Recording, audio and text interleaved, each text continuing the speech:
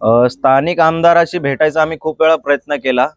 ते काय आम्हाला भेटले नाही. त्यांच्या पीएशीच भेटणं झालं आमचं. आणि त्यांची गाडी जाती इथून. पोलिस असतात त्यांच्यासोबत, त्यांची गाडी जाती, पण इथून अजूनपर्यंत ते एकदा पण आलेले नाहीत. अजून एक म्हणायचंय मला, की गेल्या काही दिवसापासून 1 तारखेपासून मला वाटतं शांतीनगरमध्ये स्मशानभूमीमध्ये बाबासाहेबांचा पुतळा तो हटवण्यासाठी राज अस्नोडकर साहेब उपोषणाला बसलेले.